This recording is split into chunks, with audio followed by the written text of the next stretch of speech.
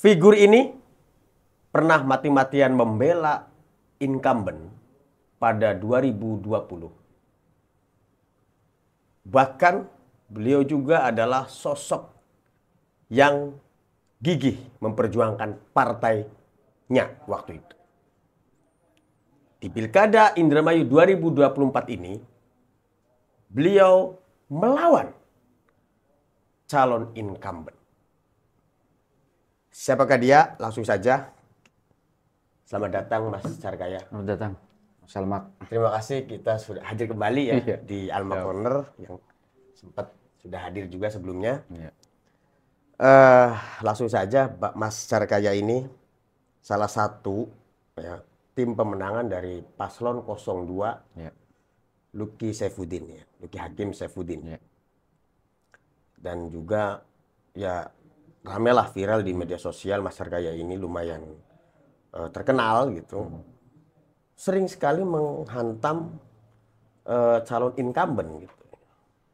Nah, seyakin apa nih Mas Carkaya ini terkait dengan paslon Anda ini di pilkada sekarang gitu? Terima kasih, Mas Almak. Sebenarnya sih bukan menghantam calon incumbent, tapi yang kita hantam itu ya bukan calonnya, tetapi bagaimana track recordnya, kebijakannya, pikiran-pikirannya, dan tentunya hal itu yang menurut saya berbahaya bagi masyarakat Indramayu. Kalau ini dilanjutkan. Contoh simpelnya kan kita kalau ngomongin politik ini bagaimana ruang-ruang publik ini diisi suatu pertontonan yang menarik. Artinya begini, ketika kita ngomongin Indramayu, berarti kan ngomongin tingkat kesejahteraan masyarakat Indramayu, tingkat pendidikan masyarakat Indramayu, dan tingkat lama hidup masyarakat Indramayu gitu kan. Ketika saya ngomong misalkan kemiskinan Indramayu paling tinggi atau peringkatnya paling bawah sejauh barat gitu kan, kesejahteraannya, ya saya tidak menyerang paslon 03, tetapi bagaimana kinerjanya, kemudian praktek-praktek yang selama ini dilakukan incumbent menurut saya tidak tepat. Nah, maka dari itu beberapa fenomena-fenomena yang terjadi, misalkan kasus viral di Sukra, kasus di Sukabumi Uang, kemudian ya itu kan mempertontonkan apa yang selama ini tertutup. Akhirnya terbuka. Akhirnya kebenaran menemukan jalannya. Dan saya yakin pada akhirnya Nina Agustina game over, Lucky Hakim lah pemenangnya, kira-kira begitu. Oh, gitu. Seyakin apa gitu kalau Lucky Hakim ini menang di pilkada sekarang? Keyakinan itu kan berdasarkan indikator-indikator, Pak.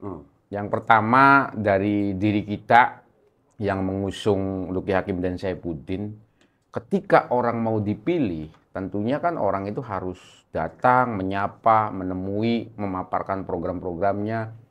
Nah, per hari ini, Lucky Hakim Saifuddin, terutama bupatinya Lucky Hakim, itu sudah mendatangi lebih dari 2.000 titik. Kalau dijumlahkan nih, 2.000 titik. 2.000 titik. 2.000 titik. Asumsi saja, misalnya 1 titik 100, berarti sudah ketemu berapa orang gitu kan. Sedangkan setiap titik itu lebih dari 100. Rata-rata itu bisa 300-400. Itu. Kemudian kita melakukan kampanye kemarin, kampanye akbar yang per hari ini. Itu menurut hitungan kami, saintifik ya, kita asumsikan 1 meter persegi itu 4 orang, misalkan. Dikalikan luas lapangan sepak bola. Kalau standar pipa itu kan bisa sampai 8.000 meter persegi. Nah, ini kita ini kan 7.000 meter persegi nih. 7.000 meter persegi dikali 4. 7.000 dikali 4, Pak. Udah berapa itu, Pak? 28. 30.000. Iya. Begitu juga yang kemarin kita melakukan pesta rakyat Riang Gembira yang di Argolis. Itu jumlahnya puluhan ribu juga, Pak. Itu tanpa ongkos, tanpa diiming-imingi, mereka rakyat berbondong-bondong dengan ikhlas mendukung Lucky Hakim Saifuddin. Itu indikator dari diri kita. Nah, kemudian dari beberapa lembaga survei, ada lembaga survei yang sifatnya nasional, masuk persepsi itu puskaptis. Per hari ini kita sudah di angka 62%. Sedangkan incumbent hanya sekitar 24-25% dan yang lainnya di bawah 15%. Berikut juga lembaga survei yang kearifan lokal, ceker kuwu. Kita sudah memetakan di seluruh desa di Indramayu, kita hitungannya cuma kalah di 7 desa sampai 8 desa, Pak.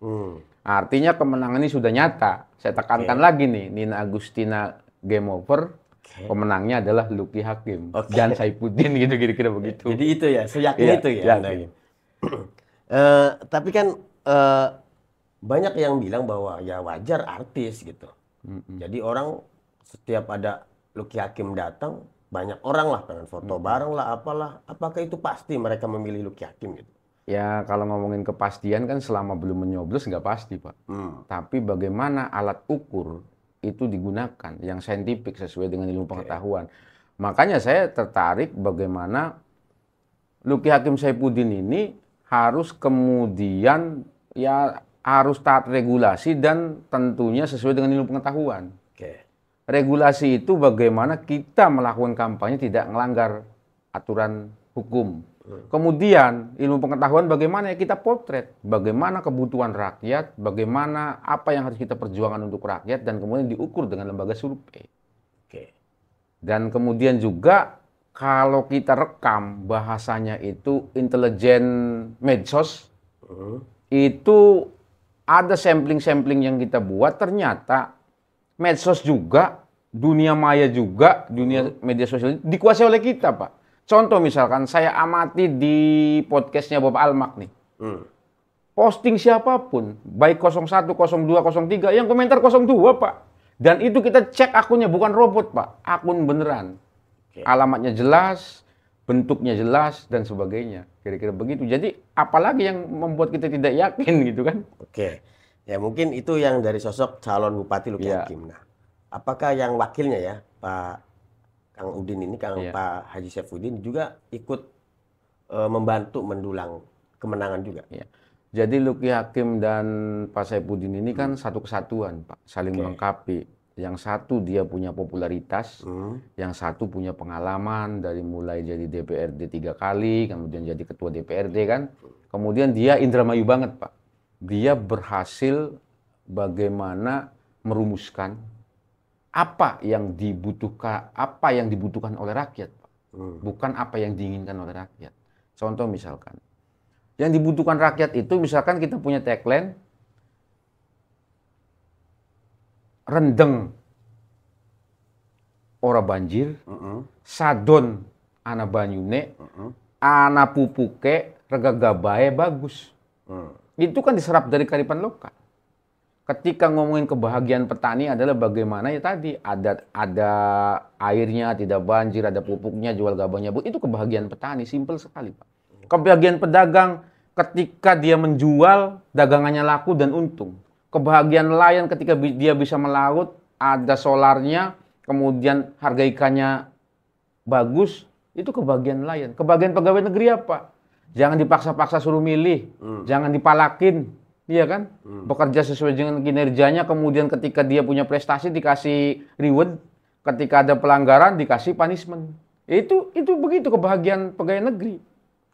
Begitu juga kebahagiaan petani, artinya itu berhasil kemudian diambil saripatinya oleh Saifuddin, kemudian didiskusikan dengan Luki Hakim, akhirnya perdebatan yang kemarin debat publik di Bandung oleh KPU itu kan kita menguasai. Kira-kira begitu. Jadi memang dua figur ini saling melengkapi. Saling melengkapi, gitu Pak. Ya. Itu yang bikin yakin menang gitu. Ya salah satunya itu indikatornya. Nah sebenarnya kan sering juga ya bahwa ada semacam politik balas dendam gitu. Karena dulu kan sempat mundur karena tidak diperankan katanya kan begitu ya. Waktu jadi wakilnya incumbent Luki Hakim nih. Sekarang maju. Itu gimana tuh? Ada nggak semacam, benar nggak pengen mengalahkan saja gitu, balas dendam saja gitu? Ya kalau ngomongin balas dendam itu kan ada niatan pribadi, ada faktor-faktor yang lain. Kemudian kita juga harus ukur indikatornya apa Luki Hakim itu dendam. Apakah itu benar dendam? Apakah itu framing? Oke. Pertanyaannya, Luki Hakim tidak secara pribadi, tidak pernah menyerang secara pribadi. Kemudian ya ketika dia maju nyalon bupati, saya kira dari penjelasan-penjelasan dia, dari apa yang dia lakukan, dia akan mendatangi rakyat, kemudian memotret apa yang dibutuhkan rakyat, kemudian dimasukinlah pada visi dan misi. Saya kira itu ya menurut saya belum ada alat ukur bahwa Luki Hakim ini dendam terhadap Nina Agustina. Oke. Apa yang dilakukan dia serangan pribadi? Misalkan Nina Agustina cantik, padahal kan ya memang perempuan cantik. Misalkan Nina Agustina baik, padahal kan belum ada buktinya dia baik. Misal begitu. Artinya secara pribadi tidak ada. Ketika ngeritik kinerjanya, ya wajar pejabat publik harus dikritik. Kalau tidak mau jadi bupati, ya kalau tidak mau dikritik jangan jadi bupati, jadi tukang jualan belengep atau rumbah, kopek dan sebagainya, kan begitu kira-kira. Oke. Nah, kan ada yang bilang juga Luki ini beberapa ini kan rame juga sekarang kenceng bahwa hobinya mundur gitu, baik dari track record dulu gitu ya. Bahkan sampai sekarang pun dia terpilih menjadi provinsi gitu di Nasdem juga mundur dan memilih menjadi calon bupati. Jadi apakah nanti juga mundur lagi gitu? Jadi hobinya mundur ini gimana nih? Orang itu kan ada alasannya. Kalau saya balikin lagi, kenapa Tabroni mundur? Iya kan? Faktanya kan Tabroni mundur. Kalau Luki Hakim kan mundur. Luki Hakim itu terpilih DPRD provinsi itu nggak mundur, tapi langsung dikasihkan. Jadi dia tidak dilantik dulu, kemudian mundur, tidak. Definisi mundur itu ketika sudah dilantik kan mundur. Nah, Tobroni ini dia dilantik kemudian mundur, walaupun sekarang penggantinya juga belum dilantik. Kan something itu kan. Kemudian alasan dia mundur jadi bupati, jadi wakil bupati juga kan ada alasan-alasan tertentu, tidak difungsikan, cuma 3 kali dia ditugaskan. Menurut undang-undangnya kan begitu, bahwa Luki Hakim itu wakil bupati harus melaksanakan tugasnya sesuai dengan apa yang ditugaskan oleh bupati. Jadi soal frame hobi mundur itu ya hanya apa itu maksudnya? Hanya gimmick yang tidak substansi. Tidak substansial. Artinya gini, ketika orang memilih untuk tidak melanjutkan, selama itu dengan alasan-alasan yang rasional, menurut saya sah-sah saja. Iya kan? Sekarang saya tanya, kenapa Tabroni mundur? Tabroni mundur. Tobroni ya. Kenapa mundur? Saya tanya. Ya misalkan mau nyalon wakil bupati, sah-sah sesuai undang-undang kan? Kan begitu. Syaratnya begitu. Syaratnya memang begitu kan? Harus mundur kan? Iya. Oke. Nah, apa namanya, selain Luki Hakim juga sering diserang kan, saling menyerang lah ini. Iya. Ini mengapa nih selalu 02, 03, 02, 03 di dunia maya gini kan? Ya. Ini serius gitu Luki ini pengen membangun Indramayu, bukan karena hal-hal lain gitu misalnya. Jadi kan begini Pak, ruang-ruang publik itu kan memang harus diisi perdebatan. Bagaimana ide dan gagasan.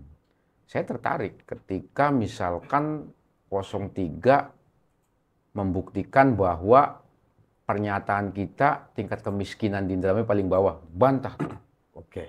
Ketika misalkan saya ngomong pendidikan di Indramayu rata-rata rasionya itu cuma lulus SD, silakan bantah. Iya kan? Kemudian misalkan Indramayu kemarin gagal panen sampai balapan motor dan sebagainya, silakan bantah rasionalisasinya. Itu kemudian menarik bagi kita. Sebenarnya kan gini, ketika ngomongin gagasan, ketika ngomongin program, ketika ngomongin apa cita-cita, visi misi, ya itu memang harus dipertengkarkan, Pak. Harus jadi rame. Karena bagaimana rakyat Indramayu harus tahu seperti apa isi kepala pemimpinnya. Jangan kemudian baru dibilang dua-dua aja sudah berhenti marah-marahin orang, intimidasi orang, kan nggak boleh begitu. Ya ketika kita berbeda, ya perbedaan itu ya kita diskusikan. Kalau tidak mampu tidak mampu menyadari atau menerima perbedaan, nggak usah nyalon jadi bupati, Pak. Karena yang namanya pilihan bupati, pilihan kubu dan sebagainya itu ya bagaimana perbedaan itu dikompetisikan. Atau kontestasi di situ ada nilai bagaimana berbeda kemudian memilih calon dari yang terbaik, dari yang baik menjadi yang terbaik. Kalau sudah menolak perbedaan, nggak pantas jadi calon pun. Itu nggak pantas jadi calon. Oke. Nah ini ada satu lagi ya, bahwa Luki Hakim ini bukan asli Indramayu gitu ya. Ada yang mengatakan begitu. Yang mungkin wakilnya asli lah. Nah, apakah nanti juga ketika misalnya jadi gitu ya, tetap gitu memperjuangkan orang-orang Indramayu itu paham betul atau seperti apa gitu? Kemarin kan saya lihat Timnas tuh. Timnas itu kan naturalisasi. Iya. Luar biasa heroiknya tuh. Oke. Dia mati-matian membela Timnas Indonesia. Kemudian 2-0 tuh dengan Arab Saudi. Terakhir itu ya.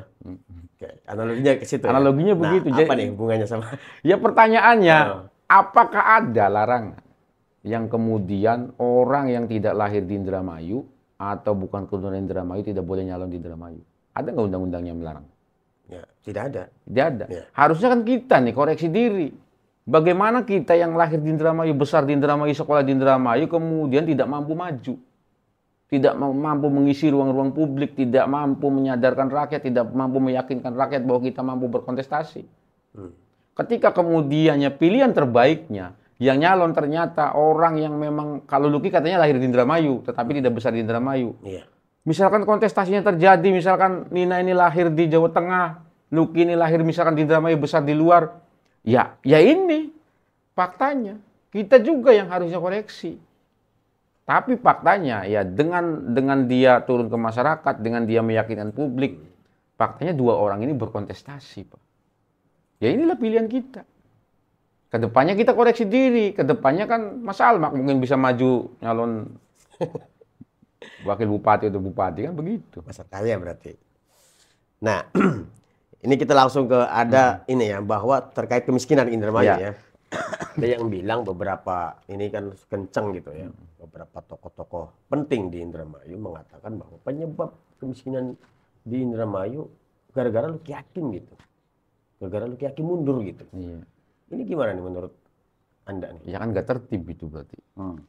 Cara pikirnya nggak tertib, jigjag. Nah, apa tuh maksudnya? Ya sekarang kan ngomongin undang-undang kepala daerah. Kepala daerah itu kan bupati dan wakil bupati. Ya. Kemudian di situ kan wakil bupati itu kan bekerja ketika ditugaskan oleh bupati, Pak. Ya. Sedangkan pernyataan dari Pak Luki ya cuma ditugaskan 3 kali. Setelah itu tidak ditugaskan. Artinya apa? Ya namanya bupati, orang-orang bau melek juga ya bupati ya. Kadang-kadang kan ada bahasa koran itu kan orang nomor 1 di Indramayu. Giliran kemiskinannya paling bawah, nggak ngaku orang nomor 1. Nomor 2 yang disalahin kan begitu kira-kira. Jadi loginya jigjag menurut saya. Oke. Itu terlalu mengada-ada. Jadi tidak beralasan atau Terlalu mengada-ada. Terus kan itu kan ada juga pemahaman bahwa itu katanya semacam ada semacam ada penunjukan tim dan sebagainya. Itu kan hanya bersifat peraturan menteri kan. Masa peraturan menteri harus lebih tinggi dari undang-undang? Kan jelas undang-undang. Artinya memang bukan kesalahan Luki mundur gitu ya, soal kemiskinan ini. Ya, Luki itu kan 6 bulan bekerja, Pak. Kemudian ya faktanya ya ketika Luki mundur, bupati ini kan tidak ini wakil lagi. Memang hobinya sendiri. Ketika hobinya sendiri, bekerja sendiri, hancurin Indramayu dibuatnya, giliran miskin nyalain orang lain kan. Harusnya siapa yang disalahkan soal kemiskinan? Ya undang-undangnya kan bupati. Pemimpinnya gitu. Ya kan bupati undang-undangnya. Oke. Kalau masih nyalain orang, ya nggak ngerti kita cara berpikirnya lewat mana gitu kan. Oke. Nah, ini yang terbaru kan gara-gara TikToknya sampean ini ya. Ada kata-kata toglo ini. Nah, ini lagi viral ini. Sehingga saling balas gitu ya. Iya. Nah, ini gimana menurut Anda nih? Toglo itu. Toglo itu kan apa itu maksudnya? Toglo itu kan orang sekolah itu. Tapi nggak tertib berpikirnya. Karena kepentingan loncat-loncat mikirnya. Misalkan gini, 1 tambah 1, harusnya kan 2. Iya. Guru matematika kita waktu SD kan ngajarin begitu. Ketika punya kepentingan dia jawabnya 3 gitu. Oh gitu? Iya, harusnya kan begini. Kita sebagai orang yang pernah terdidik, ya tertiblah begitu.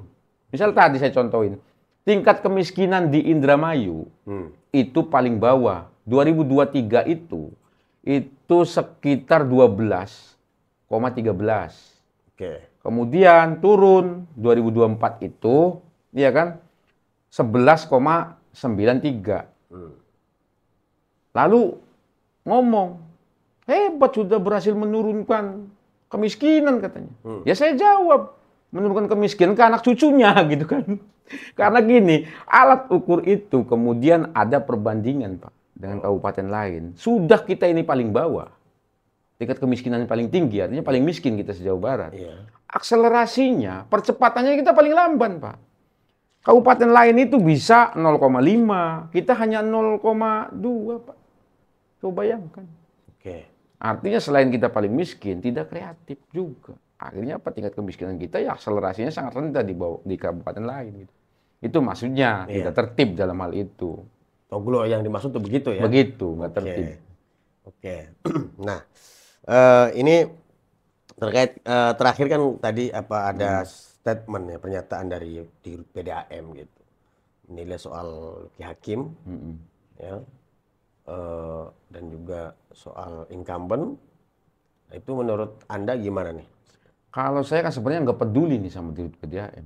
Satu nggak kenal, ya, ya kan. Secara pribadi nggak peduli, ganteng juga enggak kan. Maksudnya bukan fisik, maksudnya biasa gitu, nggak ada yang spesial. Nggak ada yang spesial, biasa aja. Memang malas juga saya ngomentarin. Contoh juga gelarnya panjang juga malas juga saya ngomentarin. Karena saya nggak kenal gitu. Cuman yang saya komentarin ini bagaimana kinerja PDAM. Contoh gini, saya kan pernah belajar lah ilmu kualitas air. Ada fisika air, ada kimia air, ada biologi air. Jadi ngomongin kualitas air itu kan alat ukurnya itu. Pertanyaannya, untuk mengolah berkualitas, kalau PDAM itu harusnya bisa diminum, Pak. Berapa kecerahannya kalau ngomongin fisika airnya? Berapa kecerahannya? Masih butek, ya kan? Apa kandungan kimianya? Apa kandungan biologinya? Masih ada bakteri E. coli-nya tidak? Pertanyaannya kan begitu. Kemudian, sekonyong-konyong, dengan alat ukur yang tidak jelas, tidak pernah di lab, di kualitas air, menaikkan harga. Apa indikatornya kemudian orang ini menaikkan harga dengan kualitas air? Sudah dipublikasikan belum kualitas airnya? Berapa kandungan E. coli-nya? Berapa kemudian fisika kecerahannya? Berapa kemudian kandungan kimia dan sebagainya? Sudah dianalisa belum? Kemudian dia naikkan harga. Kan di dalamnya pasti sudah ahli dong di PDAM itu. Bukan ahli itu. Maksudnya ada orang-orang yang ngurus itu lah. Harusnya menggandenglah kampus teknik. Ada kan di situ Politeknik Negeri di Indramayu. Di Indramayu, Polindra itu kan. Ini saya yakin orang ini mengelola perusahaannya tidak berdasarkan ilmu pengetahuan. Karena saya lihat alergi dengan kampus, di mana kampus ini mencetak orang-orang berpendidikan. Bagaimana sumber ilmu pengetahuan, tidak pernah diajak. Makanya saya yakin, orang ini tidak kompeten, orang ini berbahaya bagi Indramayu, dan orang ini ya ketika pemimpin baru harus kemudian dibuang sejauh-jauhnya, tetapi harus diperiksa dulu. Karena saya yakin dengan kualitas air yang tidak bisa dipertanggungjawabkan, kemudian menaikkan harga dengan begitu ugal-ugalan. Siapa yang dirugikan? Rakyat Indramayu. Uangnya dari mana? Pembiayaannya dari APBD juga kan? Uang rakyat juga. Harus diperiksa orang ini. Saya tidak tertarik mengomentari dua orang, misalkan Nina, Luki, nggak tertarik. Saya tertarik pada kinerja dia mengelola PDAM, harus diproses kalau memang melanggar hukum. Dan kalau bisa ya dengan kualitas air yang tidak jelas, dinaikkan harganya, pulangin aja ke daerahnya gitu. Di sini banyak orang pintar, di Polindra itu orang teknik semua Pak, ada teknik pendingin, informatika, otomasi dan sebagainya. Kita tidak kekurangan stok orang pintar lah pokoknya di Indramayu itu sebenarnya. Nah balik lagi lah ke masalah politik ini ya. Jadi artinya menurut Anda bahwa Luki Hakim Saifuddin ini pasti menang gitu ya? Hanya bermodalkan tadi hasil survei Puskaptis tadi? Sebenarnya keyakinan itu kan harus berdasar, Pak. Salah satunya survei Puskaptis. Kemudian kita juga ada survei kearifan lokal dengan ceker kubu, kita namai metodologi diskursus lapangan. Itu kita punya data tiap desa, Pak.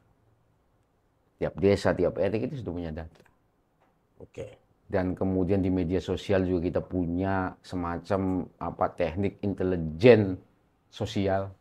Iya. Bagaimana channel-channel ini dikerubut, siapa yang ruang-ruang publik itu yang mengisi kan? Itu artinya kan dari sisi dukungan atau pengusung ya, secara mesin partai itu kan memang kecil sekali nih Mas Arkaya ya. Iya. Nah, dan lalu apa gitu alatnya gitu untuk bahwa Luki Hakim Saifuddin ini bisa menang gitu. Masyarakat sementara hanya 5 kursi loh di DPRD, iya, ya kan? Masyarakat ini kan kemudian itu membentuk kelompok-kelompok, relawan-relawan. Kita ada relawan itu 64 relawan. Kemudian dengan partai politik yang ada di parlemen dan tidak ada di parlemen gitu kan. Dan itu sudah mengerucut. Artinya kita sudah membentuk tim pemenangan. Tiap desa, kecamatan, bahkan di tingkat TPS. Oke, terakhir nih. Kan incumbent ini kan jelas ya, dukung 25 kursi. Begitupun 01 20 kursi kan. Nah, untuk incumbent nih misalkan yang memang sekarang sengit banget nih 02 03 nih ya. Kan jelas sekali strukturnya gitu kan partainya. Bahkan ada yang bilang birokrasi juga termasuk di desa kuwu gitu. Ada dugaan itu. Iya. Itu gimana ini? Maksudnya tetap gitu. Kita kan punya treatment juga. Bagaimana mentreatment kuwu, mentreatment camat, bagaimana mentreatment di TPS. Kita juga sudah siapkan orang-orang di tiap TPS. Dan saya yakin jumlah orangnya itu akan lebih besar dari tim 03 dan 01. Oh gitu. Kan ada bahasa gini, Luki saya tidak punya duit katanya kan. Kalau yang lain mah jelas. Iya. Apalagi incumbent, duitnya berlimpah. Ya kita akan siapkan satgas juga. Satgas money politik, Pak. Nanti tuh RT kalau memang terlibat ya. Saya yakin kemudian RT juga politisi lokal lah. Nggak mungkin ini, Kak. Ya mereka akan menghadapi orang-orang kita di bawah gitu kan. Kira-kira begitu. Siap monitor terus gitu. Monitor terus, bukan monitor lagi Pak, mengejar-ngejar mereka gitu kan. Oh gitu. Oke, baiklah. Closing statement Mas Arkaya untuk disampaikan apa yang mau disampaikan untuk masyarakat gitu. Terima kasih Mas Almak. Jadi intinya pasangan Luki Hakim Saifuddin sudah siap. Saksi juga sudah ada di 2.780-an TPS. Sudah ready. Kemudian tim pemenangan juga sudah mengisi pos-posnya masing-masing dari mulai kecamatan, desa sampai TPS. Dan kemudian kemenangan Luki Saifuddin ini adalah kemenangan rakyat. Bagaimana rakyat bergerak, berjuang, membuktikan bahwa tidak ada yang tidak mungkin. Faktanya indikator-indikator yang saya sebutkan tadi, baik itu dukungan, baik itu kemudian hasil survei, dan ruang-ruang publik di media sosial juga kita kuasai. Artinya kemenangan Luki Hakim Saifuddin sudah nyata di depan mata. Dan perlu digarisbawahi, Nina game over dan Luki Hakim pemenangnya. Terima kasih. Baik, terima kasih. Kita kembali di Alma Corner episode selanjutnya. Alma Corner, simak, oper, no baper. Terima kasih Mas Arkaya. Semoga nggak bosan lagi ya.